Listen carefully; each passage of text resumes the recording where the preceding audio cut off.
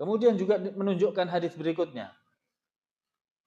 Rasul mengatakan, la tashuddur rihal illa ila thalathi masajid. Illa ila thalathati masajid. Janganlah kalian bersusah payah dalam bepergian, safar, kecuali ketiga masjid. Masjidi hadza, masjidku ini yaitu Masjid Nabawi kata Nabi, kemudian Masjidil Haram dan Masjidil Aqsa. Selainnya dilarang oleh Nabi SAW. Ya, wisata religi dikhususkan kemana? 3 masjid. Masjidil Haram, Masjidil Aqsa dan Masjid Nabawi. Adapun selainnya maka dilarang. Kata Nabi tadi apa? La tasyuddur rihal. Janganlah kalian susah payah bepergian kecuali ke 3 masjid. Bepergian di dalam rangka ibadah ya. Bepergian di dalam rangka ibadah yang di dalam hatinya meyakini tempat tujuannya tersebut adalah tempat yang afdal. Ya. Gimana Ustadz kalau kita ada jadwal ngimami di salah satu masjid yang ditempuh dengan jarak safar, hukumnya boleh selama kita tidak meyakini sholat di masjid itu ada afdaliyah tersendiri. Ya, adapun orang yang wisata religi meyakini atau tidak kuburan, bukan hanya masjid, tapi kuburan itu ada afdaliyahnya, ada keunggulannya. Meyakini atau tidak? Meyakini. Bahkan sebagian kaum muslimin seperti menganggap itu bagian dari rukun Islam. Kalau belum bisa haji atau umrah, minimal ziarah apa? Wali. Nah, ini adalah salah satu hal yang diperingatkan oleh Nabi Shallallahu Alaihi Wasallam.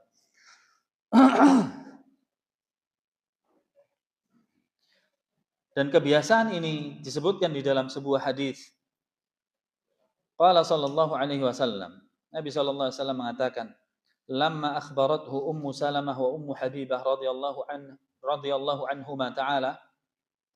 Ketika Ummu Habibah dan Ummu Salamah dulu sebelum menjadi istri Rasulullah sallallahu alaihi wasallam pernah berhijrah ke mana pertama kali? Habasyah. Ke Ethiopia, ke Habasyah, hijrah pertama kali. 2 orang istri Nabi ini sebelum menjadi istri Nabi dulu masih bersama suaminya. Yang pertama pergi ke Habasyah. Ya, dan di negeri Habasyah itu banyak orang Nasrani. Banyak orang Nasrani. Ya, dan pemimpinnya terkenal dengan nama Najasyi yang akhirnya masuk Islam. Wa ma fiha minat tasawir. Ya. Kemudian di gereja-gereja tersebut ada patung-patung orang soleh yang diabadikan.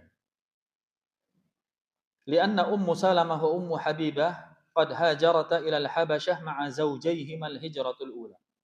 Ya, 2 orang ini hijrah ke negeri Habasyah bersama suaminya yang pertama. Fara'ata fi biladil Habasyah al-kana'isil muzakhrafah. Maka dia melihat, 2 orang ini melihat di negeri Habasyah ada banyak gereja-gereja yang dihias. Ya, yang dihias sangat megah. Ya, biha suwar, ya. Dan di dalamnya ada patung-patung.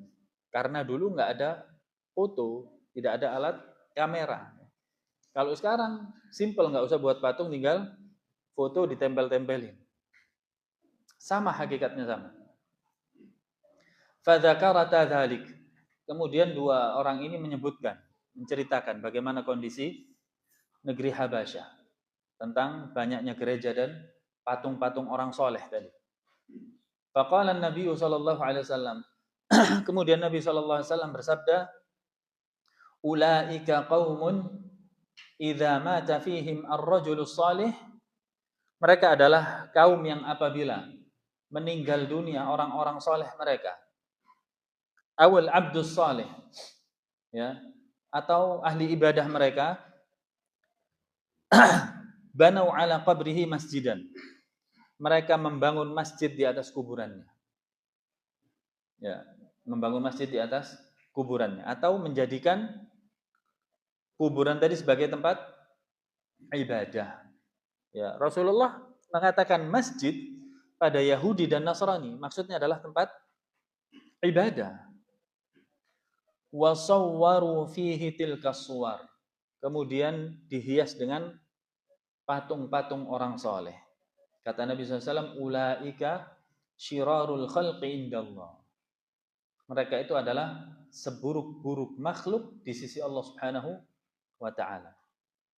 Nabi mengatakan demikian. Mereka itu adalah orang-orang yang apabila mati atau meninggal dunia, orang-orang solehnya dijadikan apa? Kuburannya tempat ibadah. Dan yang meniru seperti ini, yang meracuni seperti ini pertama kali adalah Abdullah bin Saba. Siapa? Orang Yahudi, memang kebiasaannya seperti itu. Akhirnya membuat dua sekte yang berbenturan, yaitu Khawarij dan Syiah. Dan simbol ibadahnya Syiah ini adalah kuburan, persis sama dengan Yahudi. Kemudian dihidupkan lagi oleh orang-orang sufi. Ya, selalu kaitan agamanya dengan kuburan dan kuburan. Selalu begitu. Ya, maka ironisnya ditiru oleh sebagian kaum muslimin. Nas'alullaha min su'il hal. Maka Syekh Shalih Fauzan mengatakan wa minal ghuluwi fil qubur. Di antara ghulu, perbuatan berlebih-lebihan di kuburan adalah al-bina'u 'alaiha wa israjuha wa wad'us sata'ir 'alaiha. Di antara perbuatan ghulu di kuburan adalah memberikan penerangan, ya. Kemudian membangun bangunan di atasnya. Kemudian memberikan tirai, ditutup tirai atau genteng. Wal kitabatu 'alaiha, atau diberikan batu nisan, diberikan apa? Tulisan, diberikan nama. Wa tadsisuha, atau di semen, atau sekarang ada di kijing dan lain sebagainya. Ini semuanya adalah perbuatan ghulu. Kira-kira yang dilakukan kaum muslimin mana salah satu ini atau semuanya? Semua. Ya. Maka kita katakan di dalam pelajaran Masailul Jahiliyah ini membuktikan sabda Nabi sallallahu alaihi wasallam, ya, la tattabi'anna sunana man qablakum. Sungguh kalian akan mengikuti ajaran-ajaran orang sebelum kalian, yaitu Yahudi dan Nasrani.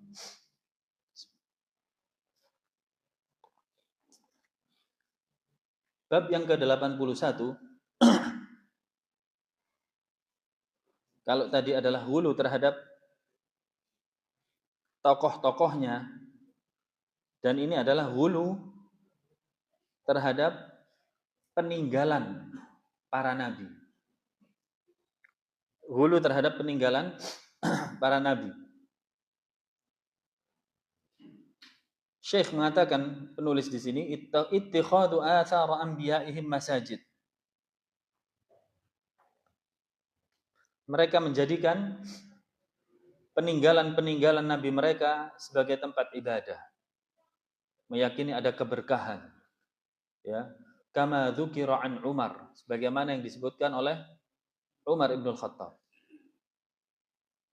Ya, salah satunya, Pak Ikhwan, kalau yang terjadi pada zaman ini, di medsos disebutkan, kunjungilah tempat ini. Sesungguhnya ini adalah tempat dulu Nabi Daud membaca kitab sucinya. Kunjungi tempat ini. Kemudian ada di sini disimpan rambutnya Rasulullah. Kemudian disimpan lagi sandalnya Rasulullah. Ya, ghulu terhadap peninggalan-peninggalan para nabi.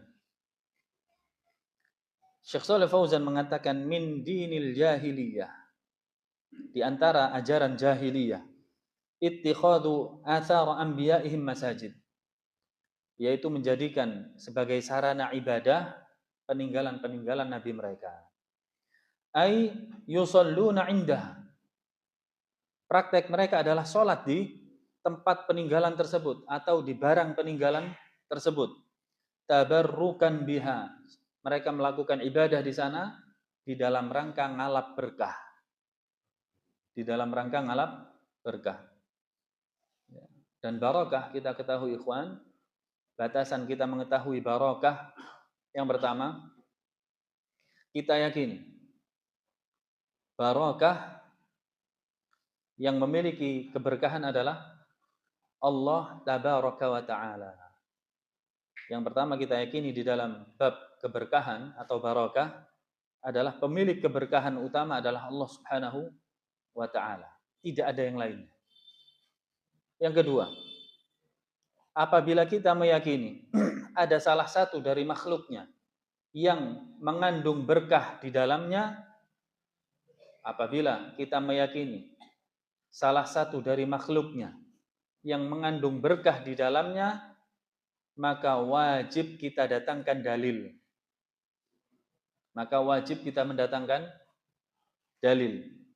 Contohnya, di antara makhluknya yang mengandung berkah adalah contohnya apa? Masjid. Masjid ada berkah? Ada. Ada dalilnya? Ada. Yaitu tempat penuh keberkahan adalah masjid. Al-Quran, barakah? Barakah. Ya. Ada dalilnya? Ada. Inna anzalna kitaban mubarakah. Sesungguhnya aku menurunkan sebuah kitab yang penuh berkah. Air hujan, ada berkahnya? Ada. Dalil. Inna anzalna minas sama'i ma'an mubarakah. Kami menurunkan air dari langit yang barakah. Zam-zam, barakah? Barakah. Ada dalilnya. Semua makhluk yang kita tetapkan ada berkahnya, maka wajib mendatangkan dalil. Kita katakan kubur si fulan barakah, mana dalilnya? Pohon ini barakah, mana dalilnya? Kalau ada dalil. Kemudian contoh yang lainnya ulama, ahli ilmu. Ada keberkahan? Ada. Dalil yang mengatakan. Ya, al-barakatu ma'a akabirikum. Keberkahan itu bersama orang-orang tua kalian. Yang dimaksud tua di situ adalah tua ilmunya dan tua usianya. Ya, tua ilmunya dan tua usianya. Lalu bagaimana caranya? Poin yang ketiga, caranya ngalap berkah dari seorang ulama. Apakah dengan mengusap-usap badannya atau berebut sisa kopinya atau sisa airnya? Apakah demikian? Jawabannya tidak. Jawabannya adalah duduk di majelis ilmu dan fokus mengambil ilmunya, kemudian diterapkan di dalam kehidupan sehari-hari. Adapun ketika mengatakan Rasulullah dulu dijadikan rebutan keringatnya, memang pada tubuh Rasulullah Allah Subhanahu wa taala mengatakan ada barokah. Karena Nabi Shallallahu alaihi wasallam diturunkan wahyu kepadanya. Ulama sekarang turunkan wahyu? Tidak. Rasulullah SAW bertemu dengan Jibril. Ulama sekarang bertemu Jibril? Tidak. Katanya mungkin bisa ketemu mungkar dan nakir. Semua ketemu mungkar dan nakir nanti kalau ada di kuburan. Ya. Kemudian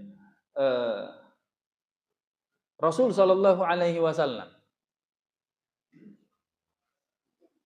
diturunkan kepadanya wahyu, kemudian Jibril bertemu, ya. Kemudian Rasulullah Shallallahu alaihi wasallam adalah orang yang paling disayangi oleh Allah Subhanahu wa taala. Ulama sekarang dan Rasulullah SAW disayangi sehingga dihapus dosanya yang lalu dan yang akan datang. Ulama sekarang tidak. Maka tidak bisa disamakan Rasulullah dengan ulama. Kemudian dijadikan dalil Rasulullah diperebutkan sisa makanannya atau sisa minumnya atau bekas air wudhunya atau keringatnya, maka tidak bisa dikiaskan dengan siapapun. Ini adalah 3 poin yang kita harus pahami di dalam bab barakah. Saya ulang, yang pertama adalah meyakini barakah itu dari Allah, sehingga kita mintanya dari Allah. Kemudian yang kedua, jika ada makhluknya yang mengandung unsur barakah, maka wajib kita datangkan dalil. Adakah Al-Quran atau Sunnah mengatakannya? Yang ketiga, tata caranya harus mengikuti Rasulullah sallallahu alaihi wasallam. Syekh Shalih Fauzan mengatakan, "Kadzalika yadhhabuna ila ghari Hira." Ada kaum muslimin yang pergi ke Gua Hira. Sampai sekarang ada atau tidak pas umrah? Banyak. Mengkhususkan waktu, bahkan mencari waktu. Saya harus ke Gua Hira. Lianna Rasulullah sallallahu alaihi wasallam kana qad ta'abbada fihi qabla al-bi'tsah. Alasannya adalah karena Rasulullah SAW dulu sering beribadah di Gua Hira. Ya, kapan? Sebelum jadi nabi. Sebelum jadi nabi. Sementara ajarannya beliau setelah jadi nabi atau sebelum jadi nabi kita ikuti? Setelah jadi nabi. Sebelum jadi nabi berbeda, bukan wahyu itu. Ya. Fahum yadhhabuna ilaihi lis-salati wad-du'a. Akhirnya kaum muslimin bagaimana? Menyempatkan diri untuk ke Gua Hira ketika umrah, salat di sana, berdoa di sana. Ketika ditanya, "Kenapa, Pak?" "Karena yang lain saya lihat begitu." Beragamanya dengan apa? Ikut-ikutan, bukan dengan dalil. Kadzalika yadhhabuna ila ghari Thur. Ada juga yang beribadah pergi ke Gua Thur, Jabal Thur. Alladzi ikhtafa fihi Nabi sallallahu alaihi wasallam. Ya, qabla al-hijrah. Nabi juga sering berdiam diri di situ sebelum hijrah. Wa yusalluna fi. Kemudian kaum muslimin salat di sana di Jabal Thur ketika Rasulullah dan Abu Bakar bersembunyi di situ. Adakah perintah dari Nabi sallallahu alaihi wasallam seperti itu? Tidak ada. Adakah Abu Bakar, Umar, Utsman, Ali menerapkan seperti ini sepeninggal beliau sallallahu alaihi wasallam? Tidak ada. Lalu dari mana agama mereka? Ya. Hadza kulluhu min dinil jahiliyah. Ini adalah semuanya peninggalan-peninggalan jahiliyah. Fal jahiliyatu hiya allati tu'azzimu athara anbiya'iha. Orang-orang jahiliyah selalu begini. Selalu mengagungkan, mengkeramatkan peninggalan-peninggalan para nabi dan rasul. Padahal tidak ada perintah. Tidak disebutkan juga ada keberkahan di dalamnya. Nah, kemudian seperti yang saya sebutkan tadi ada peninggalan berupa rambut Nabi, ikut semuanya, bersolawat di sana, kemudian meninggalkan doa di sana. Ada yang dikatakan ini adalah sandal Nabi. Ya. Akhirnya oleh orang-orang yang menginginkan mencari harta yang banyak dari orang-orang seperti ini, mudah dia cari duit. Di daerah saya dulu di Surabaya banyak yang demikian. Ya, orang nulis di kayu begini, tulis la ilaha illallah. Tahu nggak ini apa? Ini adalah kayu peninggalan Nabi Musa ketika berbicara dengan Allah dulu. Kalau mau kamu simpan, kamu harus bayar maharnya. Maharnya nggak boleh, syaratnya bayar maharnya nggak boleh ditawar. Pokoknya yang ngomong asal coba 15 juta dibayar 15 juta. Ya. Dan ada yang sampai dikatakan ini adalah parfum pada zaman Nabi Adam. Tuker penter Pak waktu itu. Parfum sekitar ya 100 ml sini. Tuker sama mobil penter. Gimana sudah yakin? Sudah yakin dengan hal-hal khurafat, maka rugi di dunia serta rugi di akhirat. Ya.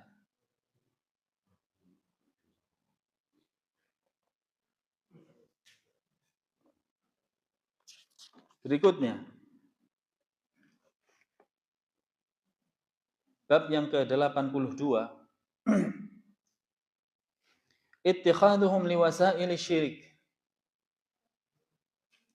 Mereka mengambil hal-hal yang bisa berpeluang untuk melakukan kesyirikan. Syekh Muhammad bin Abdul Wahhab mengatakan ittikhadus suruj 'alal qubur. Salah satunya adalah mereka orang-orang jahiliyah menerangi kubur-kubur, memberikan penerangan pada kubur-kubur. Ya, apabila kubur-kubur itu dibiarkan gelap, maka peluang terjadinya kesyirikan lebih sedikit. Ketika kubur-kubur itu sudah diterangi, maka hati ini akan bergejolak. Jangan-jangan yang ada di dalam kubur sedang baca Quran nih, kan terang. Jangan-jangan yang ada di dalam kubur sedang dan lain sebagainya. Ya. Syekh Shalih Fauzan mengatakan, yang dimaksud oleh penulis di sini adalah ayyaj'ala fiha anwar minal masabih awil fawanis. Ya. Maksudnya adalah di antara kubur-kubur mereka itu diterangi dengan penerangan, entah dengan lampu atau dengan api dan lain sebagainya. Wala yajuzu hada, dan yang demikian adalah sesuatu hal yang dilarang dalam Islam. Li'annahu min asbabis syirik, karena ini adalah sebab menuju kesyirikan. Wa idza ihtajan nasu ilan nur min ajli dufina mayyit, tapi apabila penerangan tersebut sementara dibutuhkan untuk mengebumikan si mayit, mungkin prosesnya adalah pada malam hari, fa innahum ya'tuna ma'ahu bisirajin biqadril hajah. Maka silahkan, hanya untuk sementara sampai proses penguburan mayit selesai, maka lampunya dipadamkan, tidak ditinggal.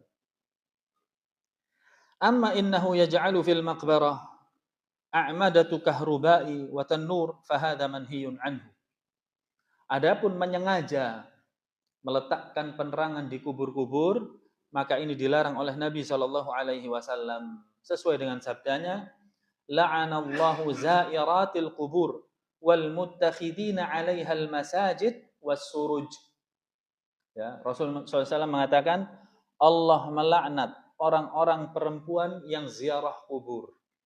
Maka dari hadis ini ya disebutkan bahwasannya sebagian ulama mengharamkan secara mutlak wanita untuk berziarah kubur.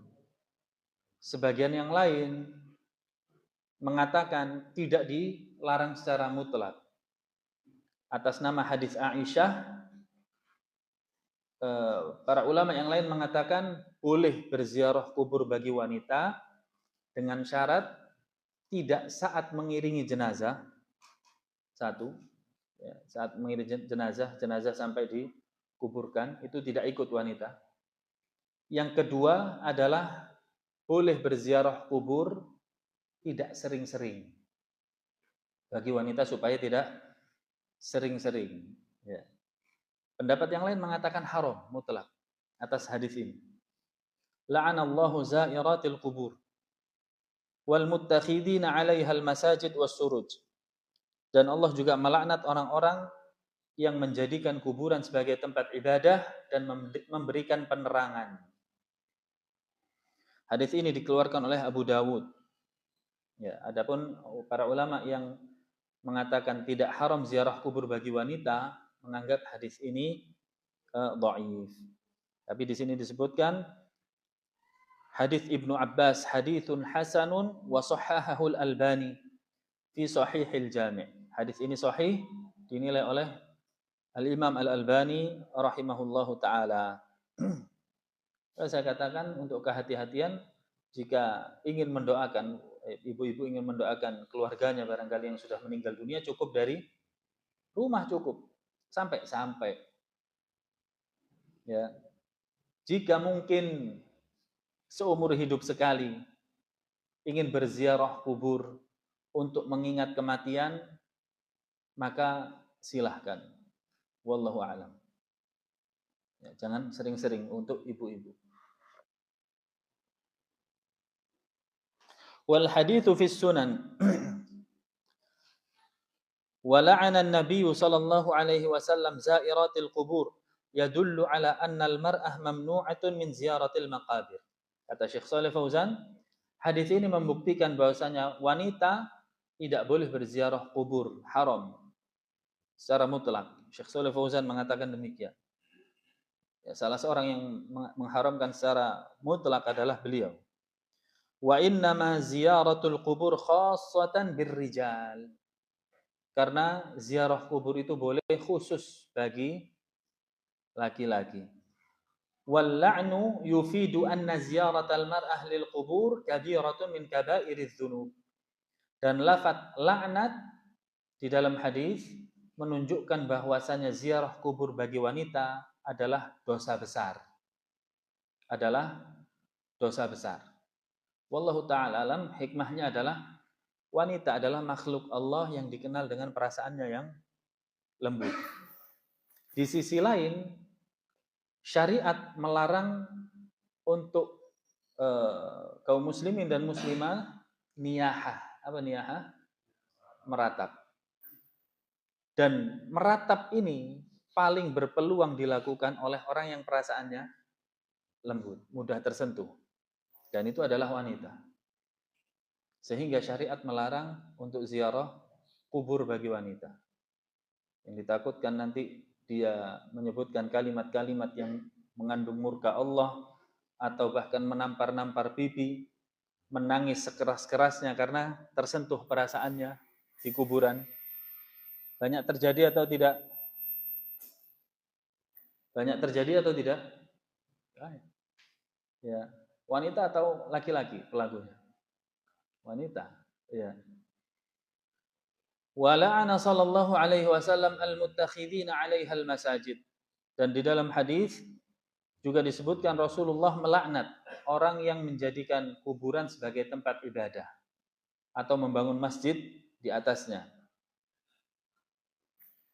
Kemudian yang berikutnya, Rasulullah melaknat orang yang menjadikan penerangan di atas kuburan. Ya. Berikutnya, kita singkat-singkat ini jamaah sampai bab yang terakhir ini, bab yang ketiga, bab yang ke-83. Kaum jahiliyah menjadikan kubur sebagai id. Sebagai id.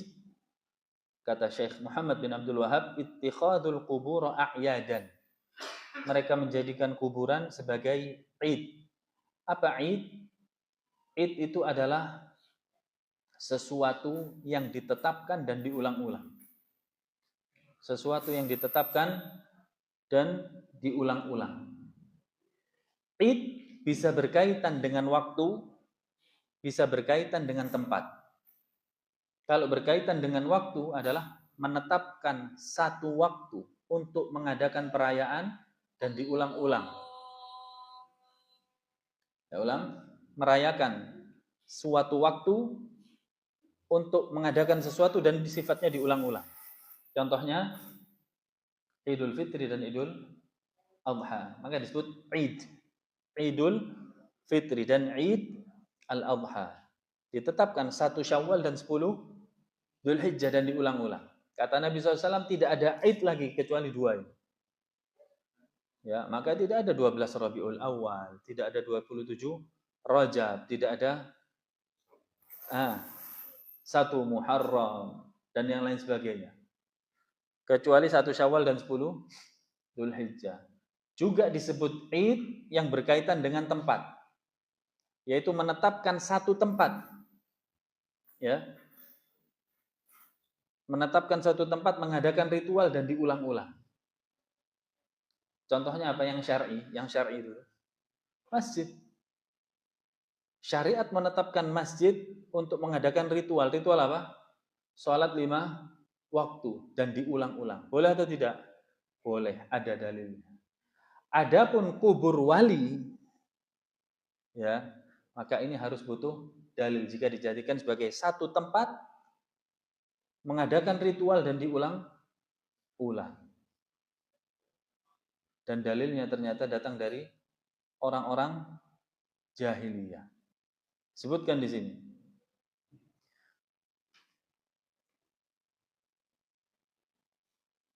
Yaqul sallallahu alaihi wasallam, Nabi sallallahu alaihi wasallam mengatakan, la taj'alu qabri 'idan.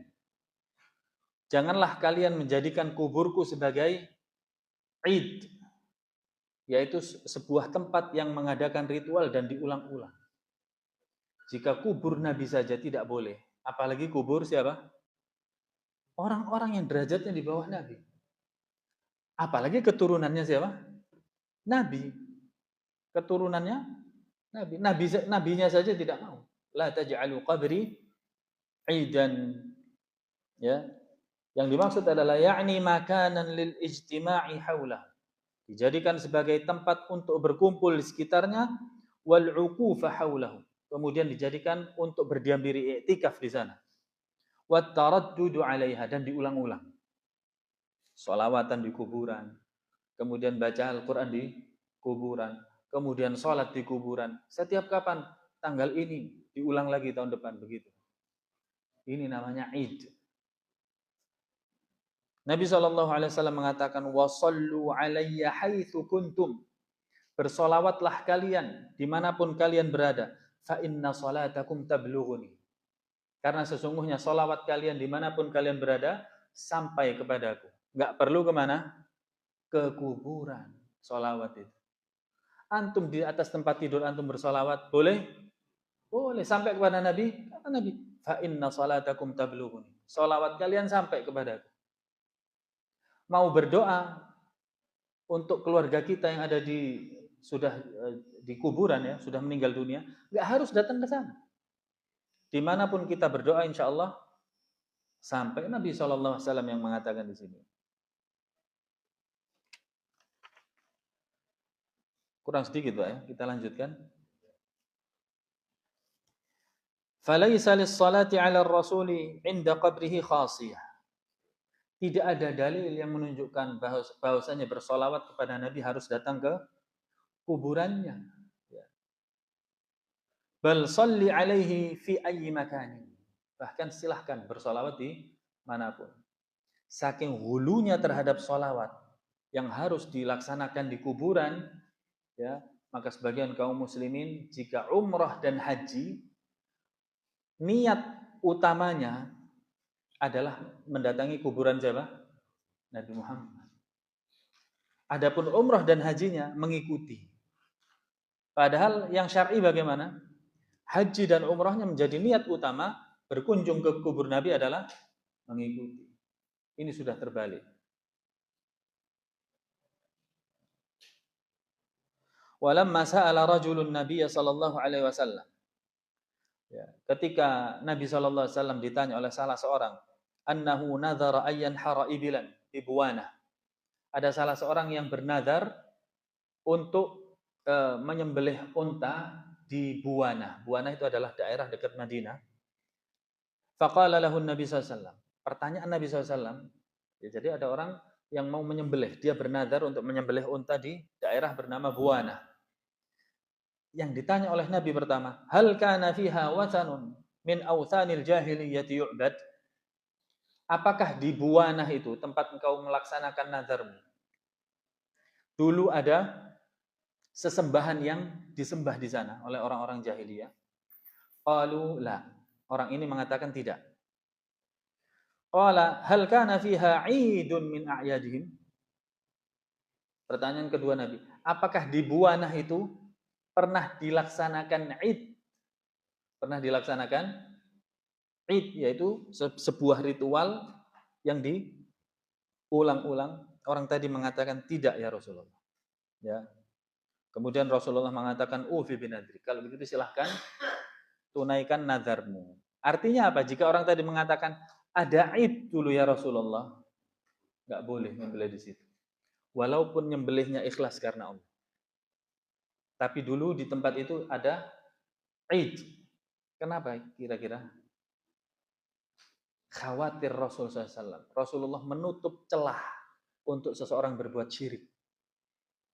Ya, walaupun kita sudah ikhlas, nanti diulang lagi nyembelih. Oh, di sini ada penyembahan dulu. Jangan-jangan masih ada apa? Roh gentayangan dan lain sebagainya. Hati kita lemah, ikhwan. Ya, dan syariat ini selalu menutup celah untuk hal-hal yang berbau kesyirikan. Terakhir sedikit tentang menyembelih sekarang. Di antara perkara jahiliyah bab yang ke-84 adalah mereka mendekatkan diri kepada Allah dengan menyembelih di kuburan. Dengan menyembelih di kuburan. Kata Syekh Muhammad bin Abdul Wahhab, az-zabhu 'indal qubur. Menyembelih di kuburan. Allah Subhanahu wa taala berfirman, "Fashalli li rabbika wanhar." Ya, salatlah engkau ikhlas karena Allah, wanhar, dan menyembelihlah juga karena Allah. Wadzabhu 'indal qubur. Kata Syekh Shalih Fauzan, menyembelih di sisi kuburan, idza kana ta'dhiman laha fahadha syirkun akbar. Seseorang yang menyembelih di kuburan apabila meyakini dalam hatinya untuk mengagungkan kuburan ini, maka ini syirik besar. Wa idza kana ta'dhiman lillah walakin fa'alahu 'indal qabri yadhunnu annahu masyru' fahadha bid'atun wa wasilatun ila syirik. Namun apabila dia menyembelihnya karena Allah, tapi mengkhususkan dan meyakini kalau menyembelih di kuburan ini afdal, maka hukumnya bid'ah. Dan bid'ah adalah jalan menuju kesyirikan. Ya, bid'ah adalah jalan menuju kesyirikan. Fala yajuzu dzabhu 'indal qubur. Tidak boleh menyembelih di sisi kuburan, hatta walau kana dzabih la ya'taqidu fil qubur wa innama yadhbahu lillah. Walaupun yang menyembelih tidak mengagungkan kuburan ini, tapi ini wasilah menuju kesyirikan, maka hindari menyembelih di sisi kuburan. Hadza wallahu taala alam. Selesai materi kita sampai bab ke-84 tentang bagaimana masalah jahiliyah yang terjadi di sekitar kuburan. Tafadhol jika ada yang mau ditanyakan sebelum di akhir. Nah, pernah sahabat suatu hari dia Jumat masuk sholat Jumat dan waktu masuk itu ketika mau adzan lihat ada kuburan kan? Itu gimana kan? Jadi sholat di situ kalau pergi ke tempatnya nggak tutup waktunya. Nah, bagaimana hukumnya sholat di masjid yang ada kuburannya? Yang pertama, jika kuburannya tidak berada di ruangan utama masjid, maka sholat di dalamnya sah, tetapi afdol untuk cari masjid lain. Sholat di dalamnya sah, tetapi afdol untuk cari masjid lain. Ya. Dalam pernyataan ini berarti jika tadi disebutkan waktunya nggak nutut untuk ke tempat lain, maka dia berada di kondisi darurat, maka silahkan sholat di sana, maka besok tidak diulang lagi. Nah, wallahu a'lam.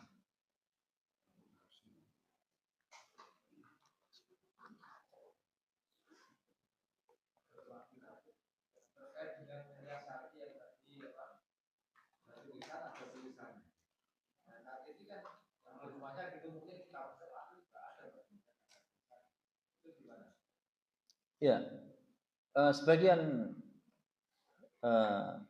ikhwan, sebagian kaum muslimin sudah mulai merubah ya. Entah kalau di sini ya, di daerah Blitar, kemudian di Surabaya sudah mulai apa? Merubah.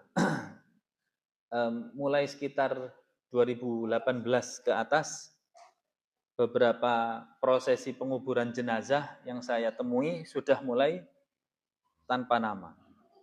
Ya, alhamdulillah. Maka sebaiknya kita juga mewasiatkan kepada keluarga kita atau kepada komunitas kita kalau bisa mempertahankan dalam menghidupkan sunnah ini, saling membantu di antara kita. Nanti kalau saya meninggal dunia, kamu menghadiri prosesi pemakaman saya, tolong wasiatkan kepada keluarga saya atau yang lain sebagainya untuk menghapus nama dalam batu nisan.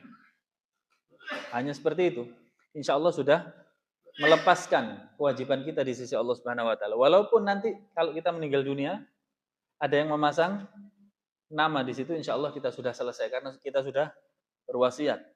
Ya. Naam, wallahu a'lam. Oh ya, silakan.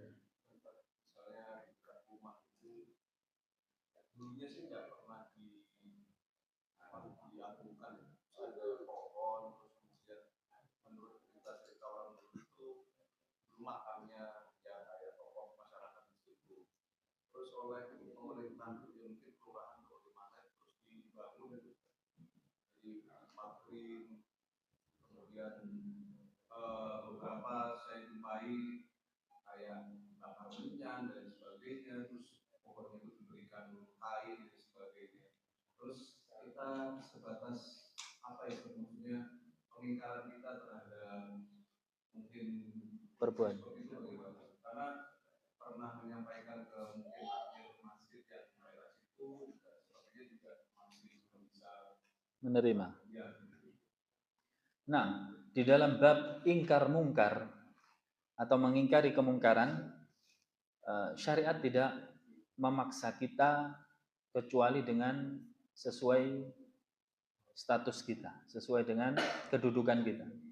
Jika kita adalah tokoh masyarakat atau mungkin pemimpin di situ, maka wajib bagi kita mengubah dengan tangan, menggunakan kekuasaan kita. Jika tidak mampu, mungkin kita orang yang didengar nasihatnya, didengar suaranya, maka berilah nasihat dengan nasihat yang indah, nasihat yang bijak ya. Jika tidak mampu juga, maka cukup ingkari dengan hati, dengan tidak mendukung. Ingkari dengan hati dengan tidak mendukung seluruh hal yang berkaitan dengan pengagungan tadi. Kita berlepas diri. Ya. Jadi di antara tiga, bisa jadi kita ubah dengan tangan kalau kita pemimpin, atau nasihati dengan lisan jika kita orang yang didengar nasihatnya. Jika tidak, maka cukup ingkari dengan hati. Ya, cukup ingkari dengan hati. Dan para ulama mengatakan benar-benar posisikan diri kita sesuai dengan posisinya dalam ingkar mungkar ini. Jika tidak, maka kerusakan yang lebih parah akan didapat daripada kebaikan. Contohnya, kita berada di posisi mengingkari dengan hati, kita paksakan ingkari dengan tangan. Apa yang terjadi? Apakah kemungkaran tadi, kesyirikan tadi hilang? Tidak. Kita yang hilang mungkin. Ya. Atau bahkan kalau kita manzilahnya kita kedudukannya mengubah dengan tangan, barangkali kita pemimpin, tapi kita diam. Enggak, saya ingkari dengan hati. Keburukan akan bertambah. Ya, kesyirikan tadi akan lebih berkembang. Benar-benar posisikan diri kita di saat mengingkari kemungkaran di benar-benar posisi kita. Wallahu a'lam.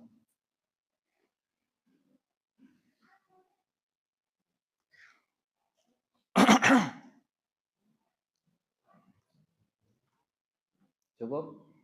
Wa sallallahu wa sallam wa baraka ala nabiyyina Muhammadin wa ala alihi wa ashabihi ajma'in.